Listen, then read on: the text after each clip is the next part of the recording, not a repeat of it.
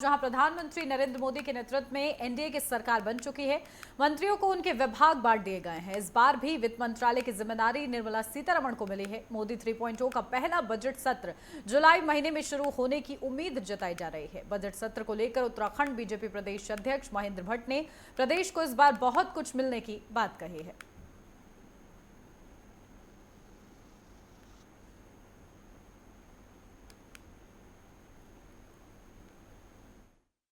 उत्तराखंड क्योंकि प्रधानमंत्री जी के ड्रीम प्रोजेक्ट का हिस्सा रहता है और मैं कह सकता हूं कि इस बार के बजट में उत्तराखंड का जो धार्मिक पर्यटन है, साहसिक पर्यटन है और भी अनेकों, चाहे वो श्री अन्न का विषय हो, उसको जोड़ते हुए और भविष्य के अंदर रेलवे कनेक्टिविटी के विषय, हवाई कनेक्टिविटी के विषय, निश्चित मुझे पूरा विश्वास है इस बार के बजट में सबकी व्यवस्थाएं निश्चित रूप से दिखाई देगी।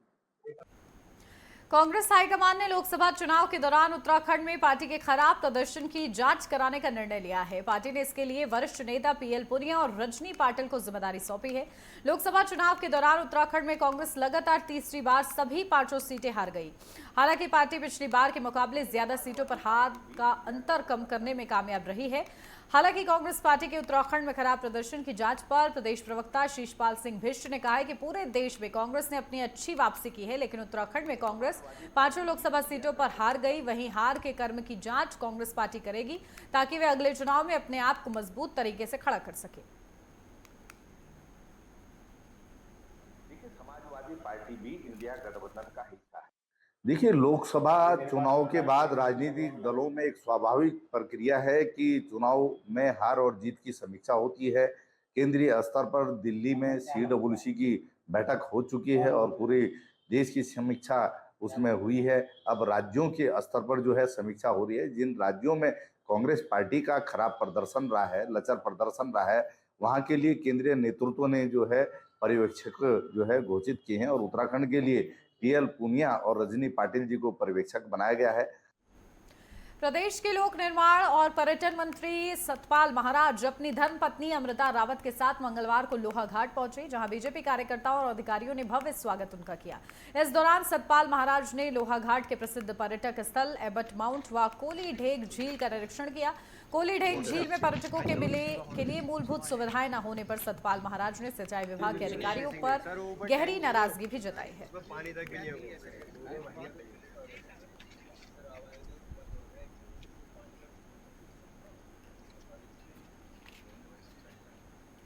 देवभूमि उत्तराखंड में चारधाम यात्रा अपने चरम पर चल रही है, जिसे लेकर स्वास्थ्य विभाग लगातार सभी जनपदों में यात्रियों के स्वास्थ्य की स्क्रीनिंग कर रहा है। इस बात को लेकर उत्तराखंड की DG health doctor Vinita Shah ने कहा है कि अभी तक सभी जनपदों में कुल मिलाकर 5,88,000 यात्रियों की स्क्रीनिंग हो चुकी है, तो 1,19,884 यात्रियों के स्वास्थ्य में दिक्कत पाई गई है, जिसके बाद उनकी काउंसलिंग करने के साथ उनसे शपथ पत्र भरवा कर ही यात्रा के लिए आगे जाने दिया गया है।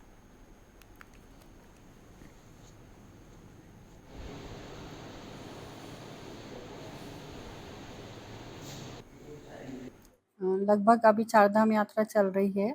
5,78,000 लोगों की स्क्रीनिंग की गई है सभी जिलों में। जो ऋषिकेश से लेके सभी धामों में मिला के ये स्क्रीनिंग का वो फिगर है। और 1,19,884 लोगों को में कोमॉर्बिडिटी पाई गई और जिनको काउंसिल किया गया और जिनसे शपथ पत्र भराने के बाद ही उनको आगे भेजा गया। इसके संग उनको हम ये जो व्यक्ति थे ये हमारे रडार में रहे, इनको कॉल सेंटर द्वारा कॉल किया गया, हमारे स्वास्थ्य मित्रों द्वारा कॉल किया गया। उधम सिंह नगर के कुंडा थाना क्षेत्र के शिवराजपुर पट्टी चौकी के नेशनल हाईवे पर 2 डंपरों की आमने सामने से जोरदार टक्कर हुई। टक्कर इतनी भयंकर थी कि डंपर में आग लग गई। आग इतनी भयंकर थी कि डंपर चालक की जिंदा जलकर मौत हो गई और दूसरा गंभीर रूप से घायल हो गया। हादसे की सूचना पर पुलिस और फायर ब्रिगेड की टीम पहुंची। फायर ब्रिगेड की गाड़ियों ने बड़ी मुश्किल से आग पर काबू पाया और डंपर चालक का शव को बाहर निकाला गया। डंपर चालक की पहचान बिजनौर के रवि कुमार के रूप में हुई है, जिसके बाद पुलिस ने शव परिजनों को सौंप दिया है। वहीं दूसरे घायल को इलाज के लिए अस्पताल पहुंचाया गया है।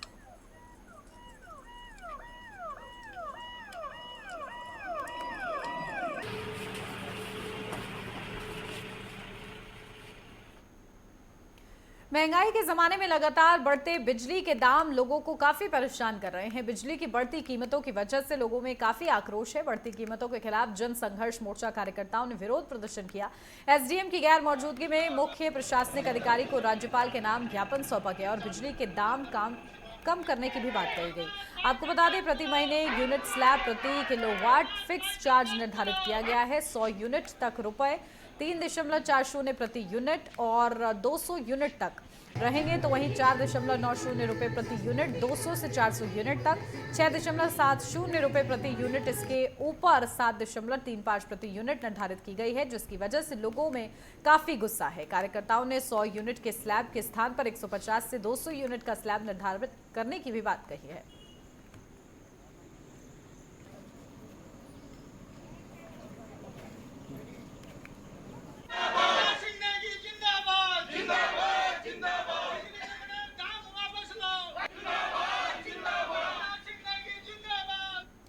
पौड़ी में डॉक्टर ने एक बड़ी मिसाल दी है, जिन्होंने नौकरी छोड़कर स्वरोजगार को अपनाया है, जिसकी सराहना काफी दूर दूर तक हो रही है। आपको बता दें कि डॉक्टर सविता ने नौकरी छोड़कर एक बड़ी पहल शुरू की है, जिन्होंने एप्पल मिशन को अपनाकर काफी सुर्खियां बटोर रखी हैं। उन्होंने अपने गांव में सेब का बगीचा खड़ा कर दिया है, जिसको देखने के लिए कैबिनेट मंत्री डॉक्टर धन सिंह रावत उनके गाँव गौरीकोट पहुंचे, जहां पर उन्होंने पूरे बाग का जायजा लिया और सविता से उनके करियर के बारे में जाना। उन्होंने कैसे इसकी शुरुआत की। सविता ने इसकी शुरुआत कोरोना काल में की थी और सुंदर का सेब का बगीचा भी खड़ा करके उन्होंने अपना जीवन वो बिता रही हैं। उनके क्षेत्र में 42 बगीचे एप्पल मिशन के तहत लगाए गए हैं, जिसमें 12 से ज्यादा सेब की प्रजातियां हैं, जिसकी कैबिनेट मंत्री ने काफी सराहना की है। इसमें बल्कि कम है आपकी बात तो भी नाना। तो देखिए, कोरोना काल में एक बड़ी पहल की गई, जिसको सराहते हुए नजर आए हैं। स्वरोजगार के लिए उन्होंने नौकरी छोड़ दी, कैबिनेट मंत्री ने उनकी सराहना की है। सविता उनका नाम है, जिन्होंने ये बड़ी पहल की कोरोना के दौरान, और आम का बगीचा उन्होंने लगाया है। उसकी तस्वीरें भी हम आपको दिखा रहे हैं, जहां स्वरोजगार के चलते उन्होंने अपनी नौकरी छोड़ी और उसके बाद ये बगीचा लगाया।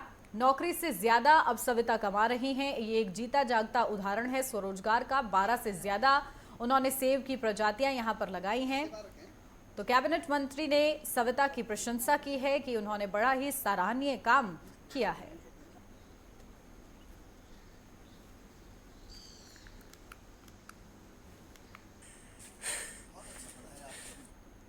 सरकार द्वारा लगातार बिजली के दामों में बेतहाशा बढ़ोतरी के खिलाफ जन संघर्ष मोर्चा कार्यकर्ताओं ने तहसील में राजभवन की कार्यप्रणाली से आक्रोशित होकर घेराव प्रदर्शन कर महामहिम राज्यपाल को संबोधित ज्ञापन उप जिलाधिकारी विकासनगर की गैर मौजूदगी में मुख्य प्रशासनिक अधिकारी खीम सिंह को सौंपा है। नेगी ने कहा है कि 3-4 वर्ष से सरकार द्वारा लगातार बिजली के दामों में बढ़ोतरी की जा रही है। हाल ही में फिर से बढ़ोतरी की गई है। सरकार द्वारा प्रति माह यूनिट स्लैब प्रति किलोवाट फिक्स चार्जेस निर्धारित किया गया है, जिसके नाम पर उपभोक्ताओं को लूटने का काम किया जा रहा है। सरकार की नाकामी उपभोक्ताओं पर भारी पड़ रही है। सरकार लाइन लॉस कम करने की दिशा में कोई भी ठोस कदम उठाने को तैयार नहीं है, जिसका कारण निजी हित साधना है।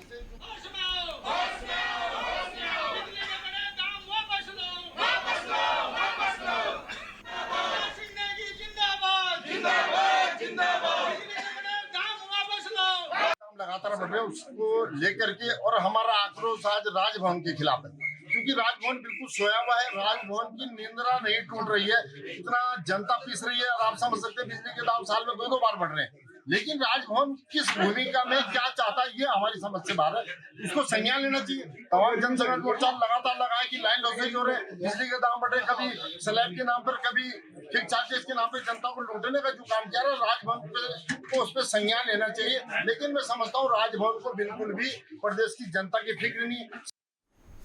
यहाँ रुक एक छोटे से ब्रेक के लिए, जल्द हाजिर होते हैं।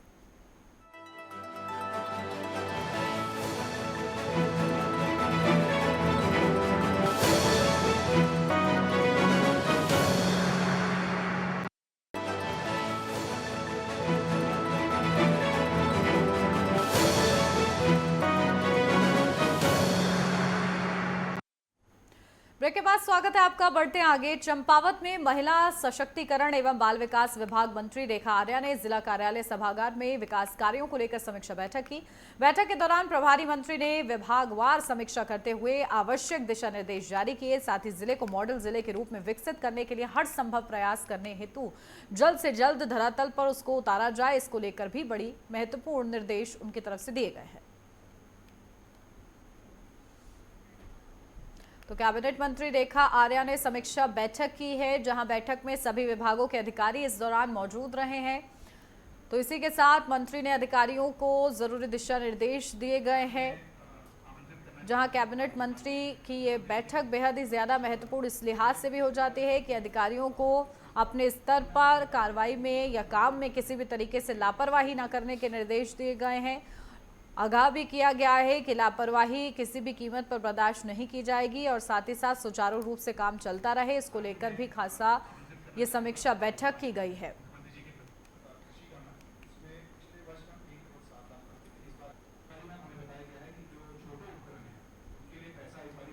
तो कैबिनेट मंत्री रेखा आर्या ने समीक्षा बैठक की है। तस्वीरें लगातार हम आपको दिखा रहे हैं। इस बैठक में सभी विभागों के अधिकारी मौजूद रहे हैं। उत्तराखंड के रामनगर में बिजली का काम करने वाले लाइनमैन की दर्दनाक मौत हो गई। दरअसल छोई गांव में चिंगारी के बाद बिजली गुल हो गई थी, जिसके बाद ग्रामीणों ने बिजली विभाग को सूचना दी।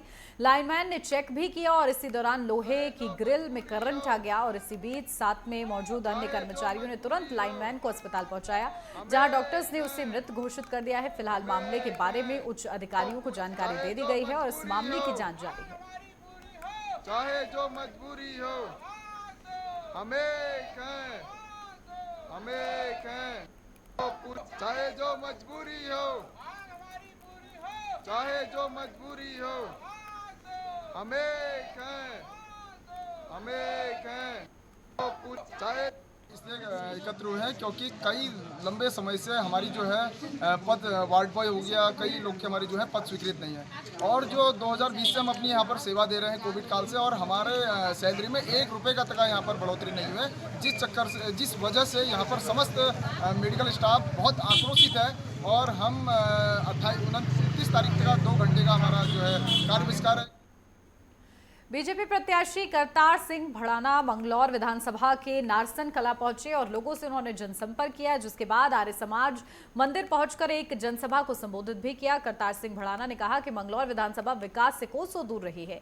देश में और प्रदेश में बीजेपी की सरकार है और प्रदेश के मुख्यमंत्री पुष्कर सिंह धामी ने मुझसे वादा किया है कि अगर मैं मंगलौर विधानसभा से जीत कर जाता हूं और यहाँ के लोगों से जो विकास के वादे करूंगा, मुख्यमंत्री पुष्कर सिंह धामी उन वादों को पूरा करने का काम करेंगे। मैं आपको विश्वास दिलाता हूं। सुनिए।